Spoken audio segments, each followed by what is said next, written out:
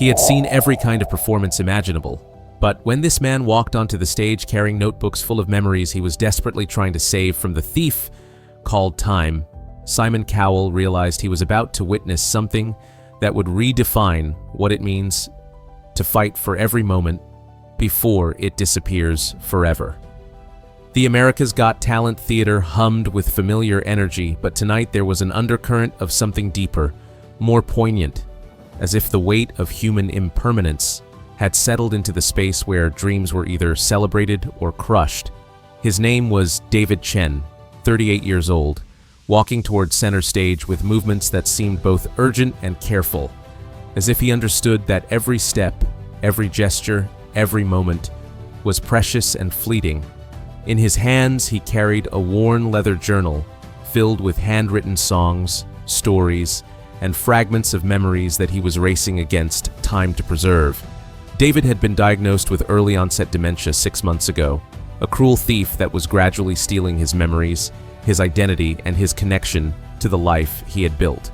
But David had discovered something extraordinary in his battle against forgetting.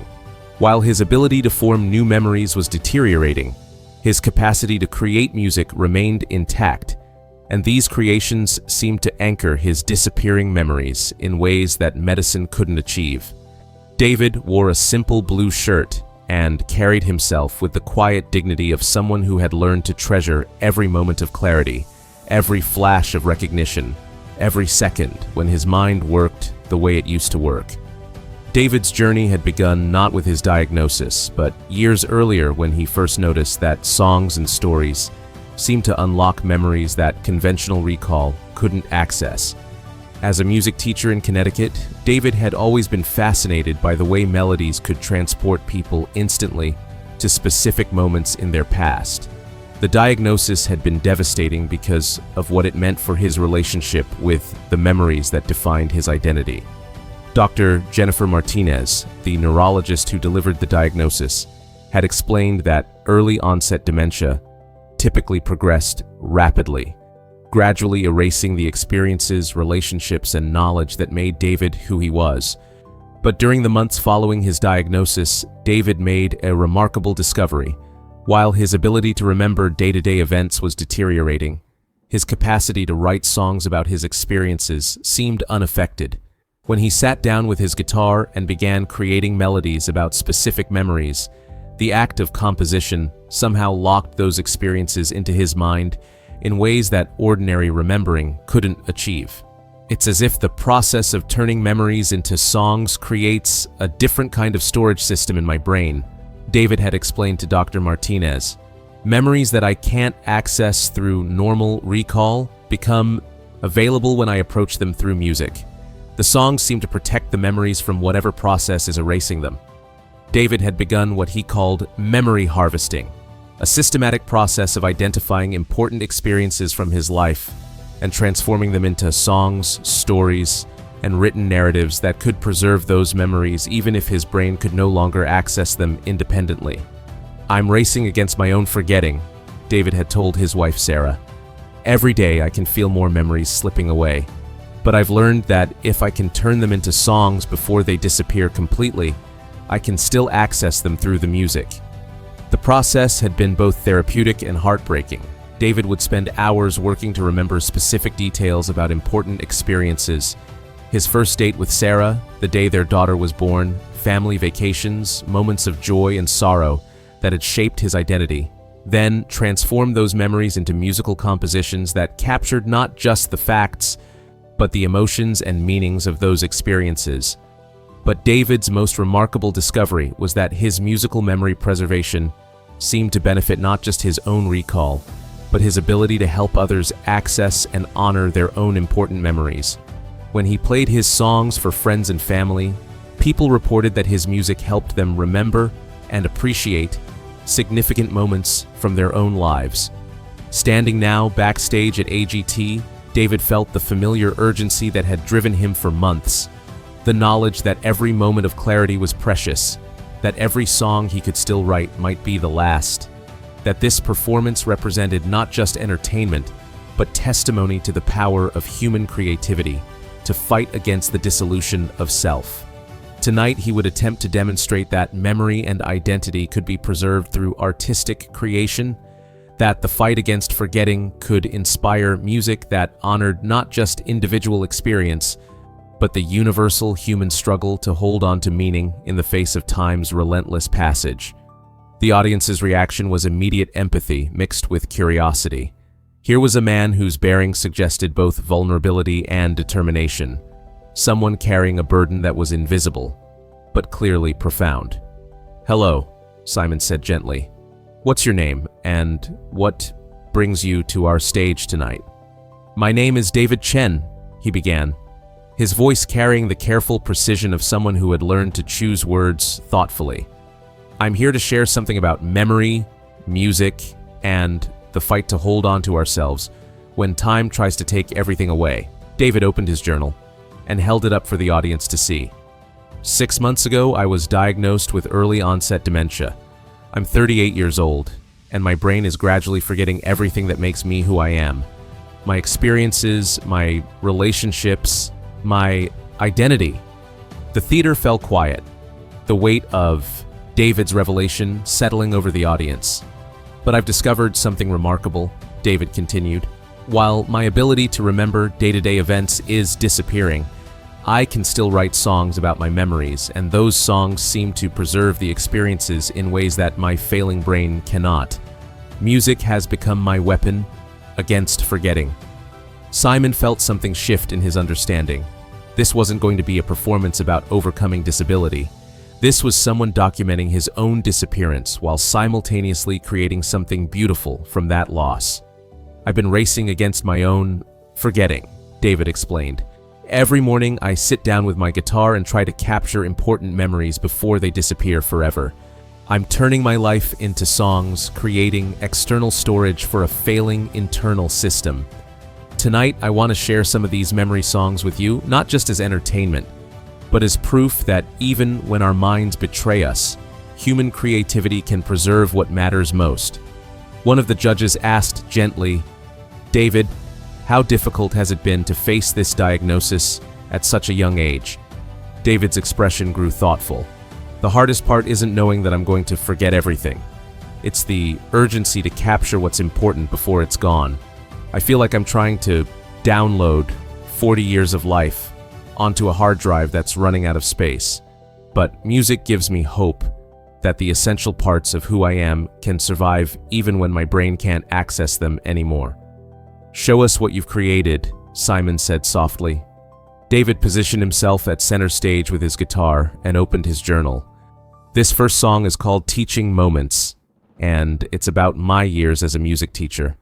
I wrote it because I could feel those memories starting to fade, and I wanted to preserve not just the fact that I was a teacher, but the joy I felt in helping students discover their own musical voices." As David began playing, his guitar work revealed the skill of someone who had spent years mastering his instrument. The melody was beautiful but tinged with sadness, capturing both the joy of teaching and the grief of knowing those experiences were slipping away. "I remember Sarah Mitchell, age 7, the first time she played piano, her little fingers finding keys like flowers finding sunlight. The magic moment when music becomes more than sound, when a child discovers they can create beauty from silence." David's voice carried the emotion of someone singing about experiences that were already becoming distant, but the song itself preserved the warmth, pride, and love he had felt in those teaching moments. "The last day of every school year, I would tell my students, the songs you've learned will stay with you longer than the words I've spoken. Music becomes part of who you are, part of how you remember, part of how you carry love with you into the world." When David finished the first song, the theater was completely silent. The audience was processing not just the beauty of the music, but the poignancy of watching someone preserve his own disappearing identity through artistic creation. "That song represents 12 years of teaching," David said softly.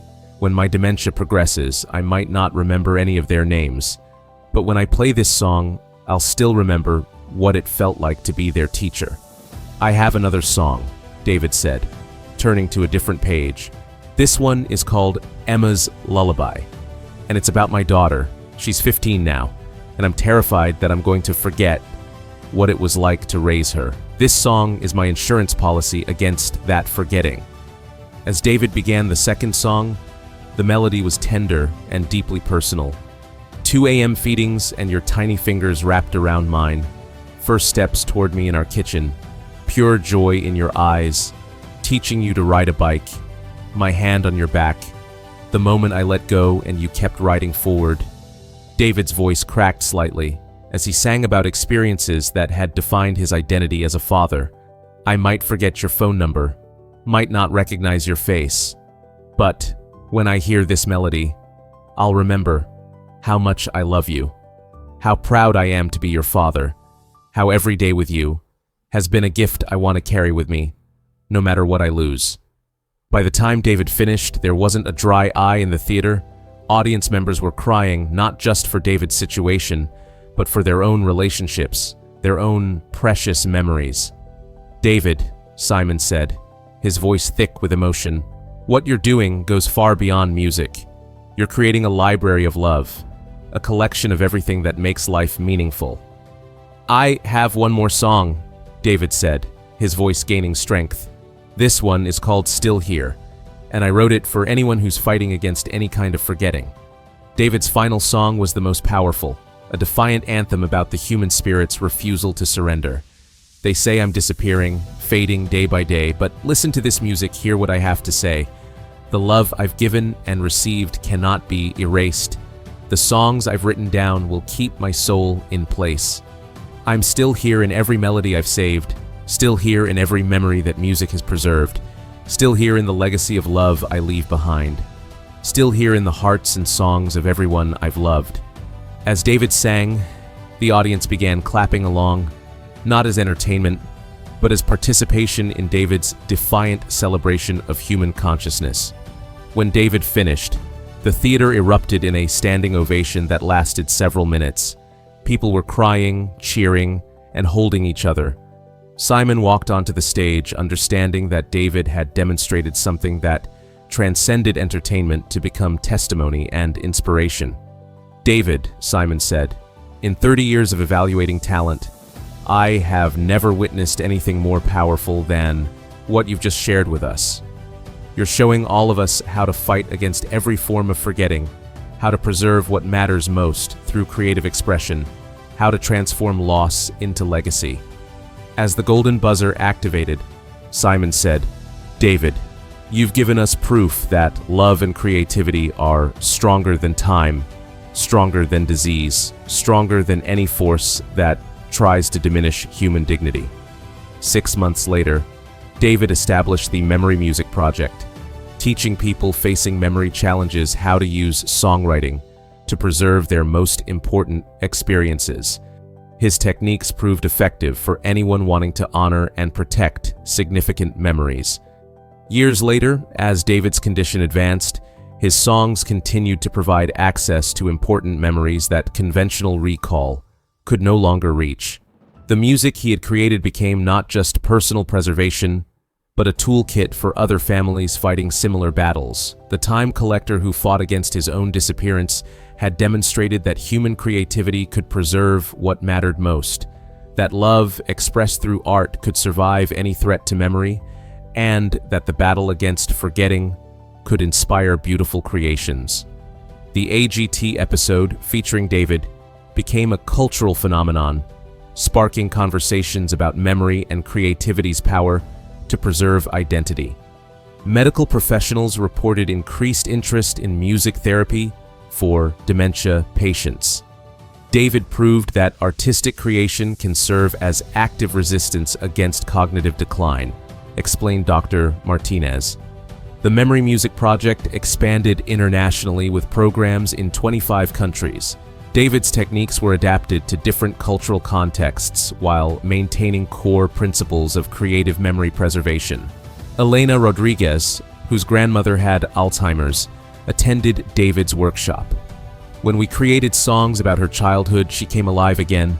The music unlocked memories that conversation couldn't reach. The project developed specialized programs for veterans with PTSD, stroke survivors, and elderly individuals creating legacy projects for their families. 3 years after AGT, David's condition had progressed, but his songs continued to anchor his identity. When Sarah played their wedding song, David would smile with recognition, his face lighting up with remembered love. The Institute established the David Chen Fellowship, funding research into creative therapies. Scientists found that musical composition activated neural networks that remained resilient, even as other cognitive systems deteriorated. 5 years later, David's book, Songs Against Forgetting, became required reading in medical schools.